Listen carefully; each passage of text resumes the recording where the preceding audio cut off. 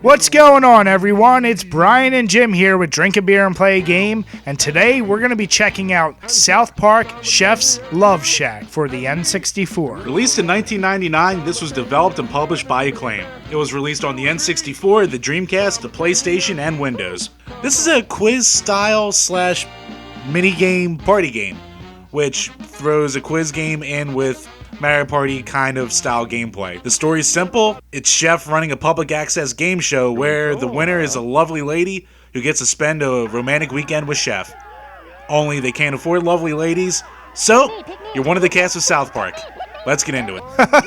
Graphics. This is going to be funny to say, but this is the best looking South Park game on the N64. You know why? Because it looks almost identical to the first season of South Park, and they kept it so simple that we didn't have a whole lot to judge it on. Now, there are a bunch of mini games, and they look fine, but like we said, considering the time, this looked exactly like what you would see on a Wednesday night watching South Park. So, we both gave it 7s. I'm not even going to add a beer. This game's so fucking weird, I don't know what to say. Alright, the sound is definitely a mixed bag here. The game starts off with simultaneous loving in a surprisingly clear and crisp kind of port, especially on a cartridge-based game. The voiceover work's done really well, and there's a decent amount of dialogue options that the characters say, though it can repeat a little bit after a while, much like the other games. One place where I really don't know why they didn't do this, but the text for the questions aren't voiced over. And why they don't do that, I don't know, because there's not that much content on this game. They could have fit it. There's also not a lot of music, and the sound will randomly cut out as you're trying to answer questions, so that's a little off-putting. The music is short and quick inside the games, and you know what, they fit. And the sound effects are fine, so there's not many complaints there. Overall, it's average, if not slightly above. Bri gave it a 5, I gave it a 6. And I'll give it 2 beers for the 2 different sound styles of quiz show and gameplay. Ha! Ow! Alright, the control. Well, we weren't even going to add this category in this game, but they do have the mini games there. And to be honest, they all control really well. However, it's a fucking quiz show game where you select your answer, and somehow there's some kind of slight little lag to it. I don't fucking get it. All you have to do is scroll up and down. With that being said, yes, we still gave it 9s. We couldn't give it a perfect 10 because how do you screw that up? I'm actually going to add 3 beers just because they had one fucking job, and it still got a little messed up. The gameplay. Well, I guess I'll reiterate it for the 10th time, but the bulk of the game is a quiz game. So you can play it by yourself, which is weird because you're not going against anyone and you answer all the questions. It's mainly a party game.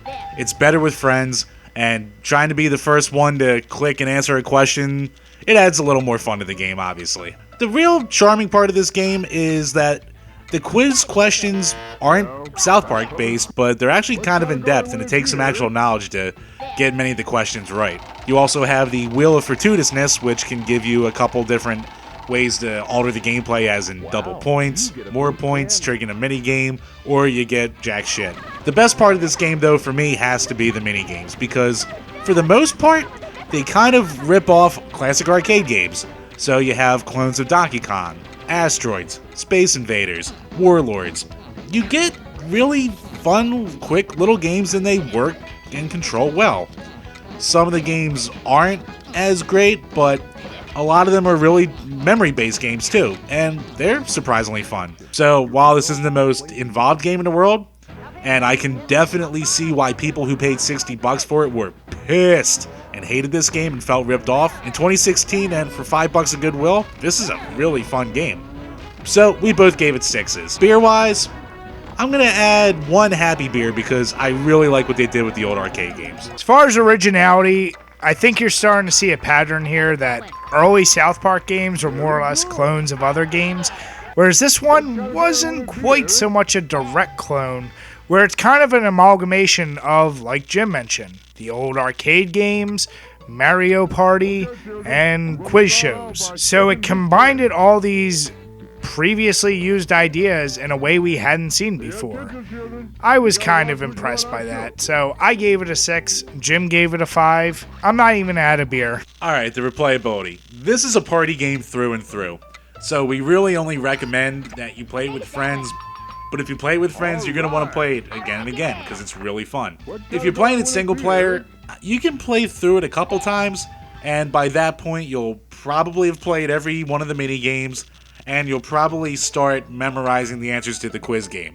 So if you want to be that dick who cheats at the game basically and dominates every quiz, you can be that guy just by playing it again. Jim would be that guy. No, I want it. Yes, he would. Okay, I would.